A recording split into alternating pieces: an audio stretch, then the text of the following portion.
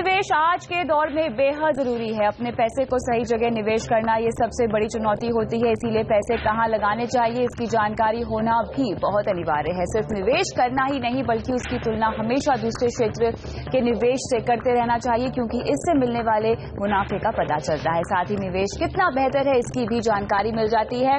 नमस्कार, मैं हूं कविता थपलियाल और आप देख रहे हैं फाइनेंशियल प्लानिंग पर अपना फेवरेट शो योर मनी। आज के शो में निवेश की बारीकियों को समझाने और आपके अपने भविष्य की बेहतर प्लानिंग करने में आपकी मदद करेंगे फुल सर्किल फाइनेंशियल प्लानर्स के कल्पेश अशर। लेकिन हम आगे बढ़ते हैं और देखते हैं क्या है खास आज के शो में। समझे आईटी रिटर्न से जुड़ी बारीकियां, जाने यूलिप पॉलिसी सरेंडर करने पर कैसे मिलेगा पैसा, और लॉन्ग टर्म के लिए इक्विटी में निवेश है कितने फायदे की बात। आप सभी को अब तक फॉर्म 16 मिल चुके होंगे और अब रिटर्न भरने की तैयारियां शुरू हो चुकी हैं। हम में से ज्यादातर लोग सीए या टीआरपी आदि से रिटर्न भरवाते हैं, लेकिन ये इतना मुश्किल भी नहीं है। थोड़ी सी कोशिश और थोड़ी सी समझ से हम अपना रिटर्न खुद भी भर सकते हैं, और इसीलिए हम योर मनी में लेकर आए हैं इनकम टैक्स रिटर्न स्पेशल, जहां आईटी रिटर्न से जुड़ी हर मुश्किल को हम करेंगे दूर और बनाएंगे रिटर्न को आपके लिए आसान। और इसी के लिए हमारे साथ अब जुड़ रहे हैं आरएसएम इंस्टीट्यूट कंसल्टिंग ग्रुप के फाउंडर डॉक्टर सुरेश सुराना। आपका स्वागत है योर मनी पर। सुराना जी, सबसे पहला सवाल आपसे मैं यही पूछना चाहती हूं कि इनकम टैक्स रिटर्न भरने के लिए अमूमन लोग आखिरी तारीख का इंतजार करते हैं, ऐसा योर मनी के चलते तो बिल्कुल नहीं होगा। तो ये समझाइए हमारे दर्शकों को कि इनकम टैक्स रिटर्न भरना क्यों जरूरी होता है सबसे पहले, और किन को भरना होता है। जी बिल्कुल, जैसा कि आपने बताया कि अभी टैक्स का सीजन चालू हो गया है। टोटल भारत में 2,40,00,000 से ज्यादा व्यक्तिगत कर भरने वाले करदाता हैं, और उसमें जो आयकर का जो रिटर्न भरने का जो ऑब्लिगेशन है, जिनकी भी आय न्यूनतम जो आयकर की उसकी जो राशि है उससे ज्यादा अगर है तो उनको आयकर का उनका रिटर्न भरना जरूरी है। ये राशि है इंडिविजुअल्स के लिए 2,50,000 से ज्यादा। अगर उनकी कराधीन आय मतलब टैक्सेबल इनकम अगर 2,50,000 से ज्यादा है तो उनको रिटर्न भरने की जरूरत है। पहले महिलाओं के लिए लिमिट थोड़ी ज्यादा थी, वो भी नहीं है, सेम लिमिट है। सिर्फ जो सीनियर सिटीजन्स है, जो वरिष्ठ नागरिक 60 साल के ऊपर है, उनके लिए ये लिमिट है 3 लाख रुपए की, और जो वेरी सीनियर सिटीजन मतलब जो 80 साल के ऊपर हैं उनके लिए ये लिमिट है 5 लाख रुपए की। तो अगर आपकी आय जो कि कराधीन है मतलब जो टैक्सेबल इनकम अगर इन लिमिट से ज्यादा है तो आपके लिए रिटर्न भरना अनिवार्य है। इसके अलावा अगर आपके पास में कोई विदेशी संपत्ति है या कोई विदेशी आय है तो आपकी अगर इनकम टैक्सेबल हो या नहीं हो, आपके लिए रिटर्न भरना अनिवार्य है। जहां तक इनकम टैक्स रिटर्न भरने की जो ड्यू डेट है जी, जो नॉर्मली जो 31 जुलाई की जो ड्यू डेट थी वो इस साल एक्सटेंड होकर 31 अगस्त कर दी गई है। और अगर आपकी व्यवसाय से इनकम नहीं है तो उनके केस में व्यवसाय वालों के लिए और जिनके टैक्स ऑडिट एप्लीकेबल है उनके लिए डेट है 30 सितंबर। तो बहुत जरूरी है कि आप टाइम से अपना रिटर्न भरें।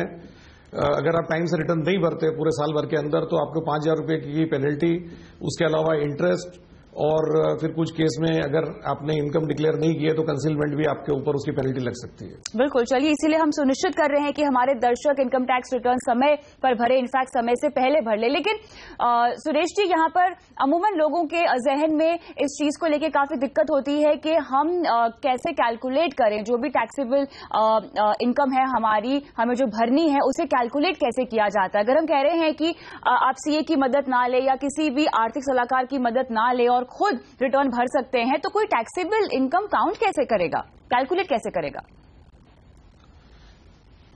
जी बिल्कुल, जैसे आपने बताया अभी एक तो सबसे बड़ी जो चीज है कि ई फाइलिंग होने की वजह से काफी सिंपल हो गया है। आप घर बैठ के भी आपका रिटर्न फाइल कर सकते हैं, लेकिन आपके कितनी कॉम्प्लेक्सिटी है, कितना आपका पेचीदा मामला है उस पर डिपेंड करता है। सबसे पहले तो आपके आय के क्या क्या स्रोत है आपके, जैसे अगर आपकी वेतन की आय है, आपके किराए की आय है, आपने शेयर्स में निवेश किया है तो उसकी कुछ कैपिटल गेन्स इनकम है, तो वो सब आपके जितने भी आय के स्रोत हैं उनको आप पहले आइडेंटिफाई कीजिए। उसके बाद हर इनकम के लिए इनकम टैक्स में कुछ विशेष प्रावधान है कि उसको कैसे कैलकुलेट किया जाए। अगर आप वेतन भोगी हैं तो आपके फॉर्म 16 में ही इनकम आ जाती है, तो उसमें कोई बहुत बड़ा कैलकुलेशन का इशू नहीं है। लेकिन अगर आपकी दूसरी इनकम है, जैसे कैपिटल गेन्स है या अगर आपके इनकम फ्रॉम हाउस प्रॉपर्टी है, तो आपको फिर उसका कैलकुलेशन आपको जो आयकर का जो कानून है उसके अनुसार आपको करना पड़ेगा। अगर आपके कोई पर्टिकुलर हेड में अगर लॉस है तो आप उसको सेट ऑफ वगैरह कर सकते हैं। उसके अलावा जो सबसे जो विशेष चीज है कि कई जगह पे चैप्टर 6A में डिडक्शन है। अगर आपने निवेश किया हुआ है, आपने लाइफ इंश्योरेंस पॉलिसी या प्रोविडेंट फंड या 5 साल से ज्यादा बैंक डिपॉजिट, तो उसका आप डिडक्शन क्लेम कर सकते हैं। अगर आपने डोनेशन दिया तो आप ATG में डिडक्शन क्लेम कर सकते हैं। अगर आपका सेविंग इंटरेस्ट इनकम है तो सेक्शन 80 TTA में आप डिडक्शन क्लेम कर सकते हैं। तो ये सब जो डिडक्शंस हैं, आप कौन से डिडक्शन कितने क्लेम कर सकते हैं, उसका बेनिफिट, उसका लाभ ले सकते हैं। और उसके बाद जो इनकम आपकी बचती है वो टैक्सेबल इनकम, जो हम कराधीन आय जिसको बोलते हैं, उसके ऊपर फिर आपको टैक्स भरना पड़ेगा। अगर वो 2.5 लाख से ऊपर है ज्यादातर केसेस में, अगर आप सीनियर सिटीजन है या वेरी सीनियर सिटीजन नहीं है, तो 2.5 लाख के ऊपर फिर जो इनकम आएगी उसके ऊपर आपको टैक्स कैलकुलेट करके भरना पड़ेगा। आपके काफी इनकम टैक्स में आप अगर वेबसाइट पे जाएंगे तो सब गाइडेंस अवेलेबल है, तो इतना मुश्किल नहीं है, लेकिन फिर आपके केस के ऊपर डिपेंड करता है। बिल्कुल, तो टैक्सेबल आय की बात हो गई सुरेश जी, लेकिन अगर यहाँ किसी की टैक्सेबल इनकम नहीं हो या टैक्सेबल इनकम से कम हो, तो क्या रिटर्न फाइल करना उनके लिए भी जरूरी होगा और क्या ऐसे में कोई फायदा उन्हें मिल सकता है? जी, अगर आपकी आय अगर टैक्सेबल इनकम से कम है तो आपको रिटर्न भरने के लिए आप बाध्य नहीं है, मतलब कंपलसरी नहीं है आपके लिए, अनलेस कि आपके पास में फॉरेन एसेट यानी कोई विदेशी संपत्ति या विदेशी आय हो, तो आपके लिए जरूरी है, जैसे मैंने पहले बताया।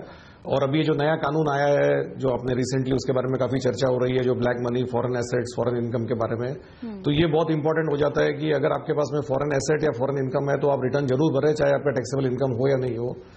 उसके अलावा भी कई सिचुएशन ऐसी हो सकती है, कई परिस्थितियां ऐसी हो सकती है जिसमें आपको रिटर्न भर के कुछ फायदे हो सकते हैं। जैसे अगर आपका कोई टैक्स रिफंड है, ऑलरेडी टैक्स ज्यादा कट गया है या आपने ज्यादा टैक्स भर दिया है पहले, और आपकी जो लायबिलिटी है उससे कम है, तो आपका रिटर्न भर के रिफंड क्लेम कर सकते हैं।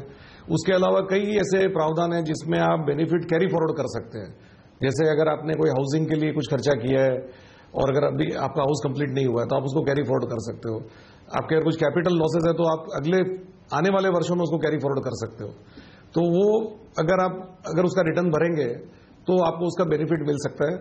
और तीसरी चीज, कई बार अगर आप हर साल रिटर्न भर रहे हैं तो एक कोई पर्टिकुलर ईयर में अगर आपका टैक्सेबल इनकम नहीं भी है तो आपका रिकॉर्ड कंटिन्यूस रहे, उसमें कंटिन्यूटी रहे, उसमें निरंतरता बनी रहे, तो इसके लिए भी कई बार लोग पसंद करते हैं कि रिटर्न कंटिन्यू फाइल हो, ताकि कोई एक साल का बीच में गैप नहीं दिखे। नहीं तो फिर आयकर अधिकारी उसके ऊपर नोटिस इशू करते हैं कि इस वर्ष का आपने रिटर्न क्यों नहीं भरा।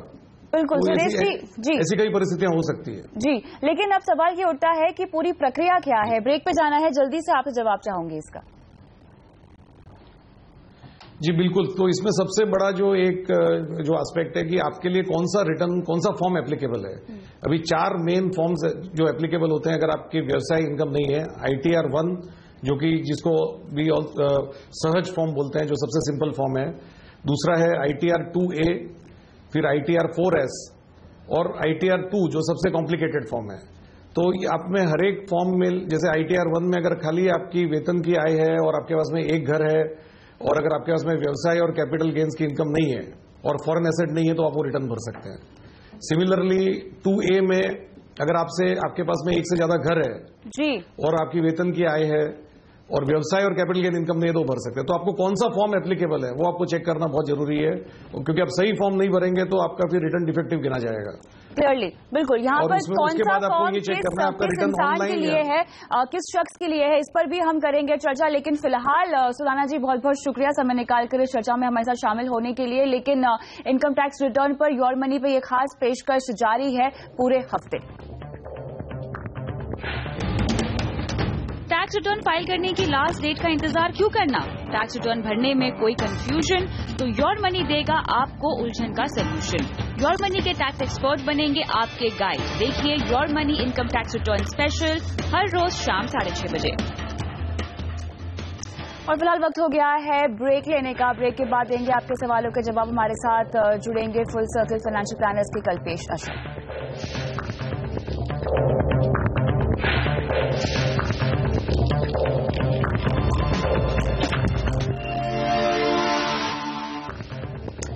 बैक योर मनी में शुरुआत करते हैं सवाल जवाब के सिलसिले के साथ और हमारे पहले दर्शक अमरनाथ प्रसाद जुड़ रहे हैं हमारे साथ फोन लाइन पे। नमस्कार अमरनाथ जी, बताएं कहां से बोल रहे हैं, क्या सवाल है आपका? जी मैं कोलकाता से बोल रहा हूँ। ओके, पूछिए।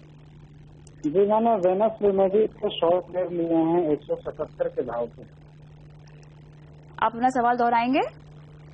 जी मैंने वेनस रेमेडीज के शॉर्ट हैं 100 शेयर 170। अच्छा, आपने आप योर मनी पे बात कर रहे हैं अमरनाथ जी, जहां पर आपने अपना कोई यूलिप प्लान है जिसके लिए सवाल भेजा है हमें? जी आपने कोई यूलिप प्लान लिया है जिसके लिए सवाल आपने भेजा है? जी हाँ, वो SBI लाइफ का स्मार्ट परफॉर्मर मैंने लिया है। तो मैंने 2010 में लिया था जी, जो कि अभी जनवरी 2016 में उसके पूरे 5 साल हो जाएंगे। उसका लॉक इन पीरियड 5 साल का है। तो मैं उस पैसे को निकालना चाहता हूँ। तो क्या मैं वो 5 साल के बाद वो पूरी रकम में निकाल पाऊंगा? आपको एक किसने रेकमेंड किया था प्लान? जी स्टेट बैंक के ही एक कर्मचारी ने मुझे बताया था कि ये ले लिए, ले लेना तो ठीक रहेगा। आपको बता दें यहाँ पर ये जो प्लान है ये 2013 से डिसकंटिन्यू हो चुका है। फिलहाल ये पॉलिसी एग्जिट नहीं करती है, लेकिन इसके फीचर्स क्या थे और क्या बोलकर आप शायद झांसे में आ गए हैं, ये मैं जानना चाहूंगी कल्पेश से। कल्पेश, ये प्लान तो डिसकंटिन्यू हो चुका है, लेकिन अमरनाथ जी ने पैसे लगाए हुए हैं और मेरे ख्याल से 5 साल हो चुके हैं। 5 से 6 प्रीमियम जो भरने होते हैं वो इन्होंने भर भी दिए होंगे अब तक, लेकिन इसके फीचर्स क्या है जिसके चलते इस तरह के जो हमारे दर्शक है वो फंस गए होंगे? देखिए, सबसे पहली बात तो अमरनाथ जी, आपने ये जो निर्णय लिया है इस पॉलिसी से बाहर निकलने का, तो मैं ये कहना चाहूंगा कि देर आए दुरुस्त है। और आज से 5 से 7 साल पहले ऐसी पॉलिसीज की एक समझ लो धूम चली थी मार्केट में, जिसमें highest NAV guaranteed, higher than the highest NAV guaranteed के काफी प्रोडक्ट्स आ रहे थे। सामान्य तौर पे ये सारे बहुत ही पेचीदा प्रोडक्ट्स थे और इसमें क्या था कि ना तो इसमें रिटर्न्स की स्पष्टता थी और ना ही बीमा के नाम पे आपको एक उपयुक्त बीमा भी मिलता था, और उसके ऊपर जो उसके चार्जेस हुआ करते थे वो भी काफी सारे थे। तो बीमा और जब निवेश की एक मिश्रण बनती है तो काफी आकर्षक लगती है बहुत सारे निवेशकों को। लेकिन वहीं पर एक बात है जो हम फाइनेंशियल प्लानिंग में दोहराते रहते हैं कि अपने निवेश और अपने बीमा को अलग रखें, उनको बिल्कुल अपने आप में जोड़े नहीं। और ये पॉलिसी जो थी वो 10 साल की मैच्योरिटी की थी और इसमें ज्यादातर जो भी फीचर्स थे और उनकी जो भी उनका लाभ था या फायदे थे वो सारे 7 साल के बाद इफेक्टिव होने वाले थे। तो फिर भी मेरी सलाह यही रहेगी कि आपने अगर तय कर लिया है कि आप पूरे 5 साल इस पॉलिसी में रह चुके हो, जितने अनिवार्य उसके प्रीमियम्स थे आप भर चुके हो, तो उपयुक्त यही रहेगा कि आप इस पॉलिसी को सरेंडर कर दें। लेकिन सरेंडर जब आप करोगे तो आपको सिर्फ उसकी जो मौजूदा एनएवी है उसके हिसाब से इनको फंड की वैल्यू मिलेगी और इनको कुछ नहीं मिलेगा। तो आपको यही एक अच्छा हमारा सुझाव ये रहेगा कि आप इस पूरे रकम को निकाल लीजिए और जो रकम आपको मिलती है और आपका निवेश का दायरा लंबा है तो उसको एक अच्छे खासे डाइवर्सिफाइड इक्विटी म्यूचुअल फंड में डाल दीजिए। और रहा सवाल बीमा का, तो अगर आपके पास अब तक एक अच्छा टर्म प्लान नहीं है तो बाकी के पैसे आप एक अच्छे टर्म प्लान में निवेश बीमा के तौर पर ले सकते हैं। चलिए, तो आपको ये सलाह दी जा रही है, लेकिन साथ ही आप आगे से किसी भी इंश्योरेंस प्रोडक्ट में इन्वेस्टमेंट ना करें। अगर इन्वेस्टमेंट करने का मन बना ही रहे हैं तो जैसे कि बताया कल्पेश ने, आप किसी म्यूचुअल फंड ऑप्शन को कंसिडर कर सकते हैं या बाकी डेट में भी कई सारे ऑप्शंस हैं। आपके आर्थिक गोल, आपके आर्थिक लक्ष्य के हिसाब से आप निवेश की रणनीति बना सकते हैं। आगे बढ़ते हैं और विक्रम सिंह राठौर फोन लाइन पे है। नमस्कार राठौर साहब, बताएं कहां से बोल रहे हैं? मैं उदयपुर राजस्थान से बोल रहा हूँ। पूछिए, क्या सवाल है? मैडम, अभी मेरे पास 4 लाख रुपीज है तो मेरे सेल्फ के, उसको मैं इन्वेस्ट करना चाहता हूँ। ठीक है, किस उद्देश्य से आप निवेश करना चाहते हैं 4 लाख रुपए? मैं long term investment approximate 20 year के लिए। हाँ, लेकिन कोई खास लक्ष्य आपका 20 साल में, आप कोई खास रकम जो अपने लिए इकट्ठा करना चाहते हैं? देखिए, मेरा क्या अभी होम का कंस्ट्रक्शन हुआ है, उसके अकॉर्डिंग मैंने होम लोन नहीं लिया है। अच्छा, तो उस कॉर्पस को मैं उसको अचीव करना चाहता हूँ। जैसे अभी 30 लाख कॉस्ट है तो 1 करोड़ 20 लाख मुझे अचीव करना है इन 20 ईयर्स। चलिए, तो 4 लाख से 20 साल आप निवेश करना चाहते हैं और आपको लगभग 1 करोड़ रुपए चाहिए। आपकी मौजूदा निवेश रणनीति भी है कोई? आपने कुछ 4 म्यूचुअल फंड अपने पोर्टफोलियो में शामिल किए हुए हैं और 10,000 रुपए हर महीना के SIP करते हैं? हाँ, 10,000 कब से कर रहे हैं आप विक्रम जी? मैं जैन से कर रहा हूँ, जैन अपने 2015 से। अच्छा, और इसमें भी आपका वही लक्ष्य था कि ये कोई अलग लक्ष्य से आपने निवेश किया है? नहीं, ये मेरा 1 करोड़ 20 लाख तो मेरा 10,000 SIP के थ्रू है। ठीक है, ठीक है। और 4 लाख के लिए मैंने कोई डिटरमाइन किया नहीं, पर 4 लाख मेरे पास अभी एक्स्ट्रा फंड पड़ा है। तो उसके लिए मैं चाह रहा हूँ। चलिए कल्पेश, यहाँ पर ब्रेक पे जाना है, लेकिन उससे पहले क्रिस्प जवाब चाहूंगी मैं विक्रम जी को क्या करना चाहिए। पहले तो जो मौजूदा फंड्स है पोर्टफोलियो में वो कैसे हैं? पहली बात तो इनका जो 4 फंड का SIP चल रहा है वो बहुत ही अच्छे फंड्स हैं। इनमें कोई बदलाव की जरूरत नहीं है। उनको आप लंबी अवधि के लिए जारी रख सकते हो। अब दूसरी बात, एक अच्छी बात यह है कि आप अपने लक्ष्य को पाने के लिए होम लोन का सहारा नहीं लेना चाहते और म्यूचुअल फंड के जरिए आप अपना लक्ष्य हासिल करना चाहते हैं। ये बहुत ही अच्छी बात है। और आपको जो 4 लाख रुपए एक इन्वेस्ट करने हैं अभी, तो उसकी सलाह मैं ये दूंगा कि आप 1 लाख रुपए की जो रकम है, तकरीबन 25% 4 लाख के, उसको एक मीडियम टर्म डेट फंड में डाल दीजिए और उसको एक आपके पोर्टफोलियो को स्टेबिलिटी मिल जाएगी उससे। बाकी के जो 3 लाख रुपए बचते हैं आपके पास, उनको आप एक लिक्विड फंड में पहले डाल दीजिए। वहां से आप एक सिस्टमैटिक ट्रांसफर प्लान कर सकते हैं इक्विटी फंड्स में। और उसके लिए मैं ये सजेस्ट करूंगा कि आप STP का सहारा लीजिए, क्योंकि STP में जब आप पहले निवेश करते हो लिक्विड फंड में, तो आपको अपने बैंक अकाउंट के जो सेविंग्स अकाउंट से उससे थोड़ा प्रतिशत ज्यादा रिटर्न मिलता है। और लाइक का SIP आपकी फंड टू फंड आपका निवेश होते रहता है। इसके लिए मैं फंड सजेस्ट करूंगा ICICI प्रूडेंशियल का flexible income fund liquid fund के लिए, और ICICI prudential focused blue chip equity fund और ICICI प्रूडेंशियल बैलेंस फंड आपके इक्विटी कंपोनेंट के लिए, जहां पर आपकी STP होगी। चलिए, उम्मीद करते हैं कि आपको सवाल का जवाब मिल गया होगा। और यहाँ ब्रेक पर जाने से पहले चलते हैं अपनी सहयोगी प्रज्ञा सिंह के पास, जो बता रही है HDFC सिक्योरिटीज के इन्वेस्टमेंट टिप्स।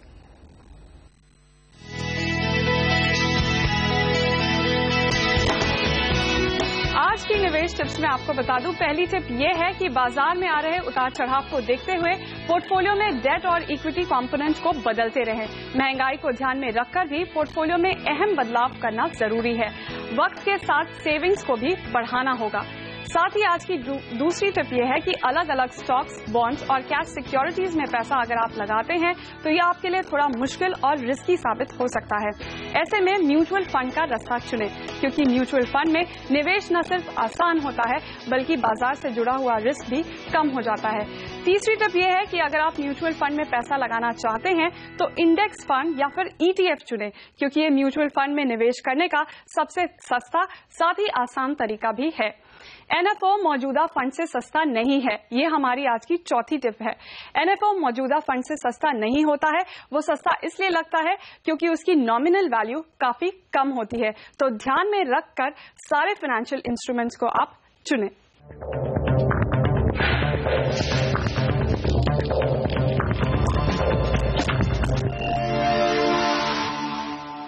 मनी में आगे बढ़ते हैं और लेते हैं राकेश का सवाल। नमस्कार राकेश, इनका सवाल ईमेल के जरिए दरअसल हमें भेजा गया है और इनका सवाल ये है कि 15 साल तक 3,000 रुपए हर महीना ये निवेश करना चाहते हैं और निवेश की रणनीति योर मनी से पूछ रहे हैं। आपके आर्थिक लक्ष्य के मद्देनजर ये निवेश करना चाहते हैं राकेश, इसकी जानकारी हमारे पास नहीं है, लेकिन फिर भी अगर 3,000 रुपए हर महीना निवेश करना हो और शायद ये पहली बार निवेश कर रहे हैं, तो कौन से फंड्स आप रेकमेंड करेंगे?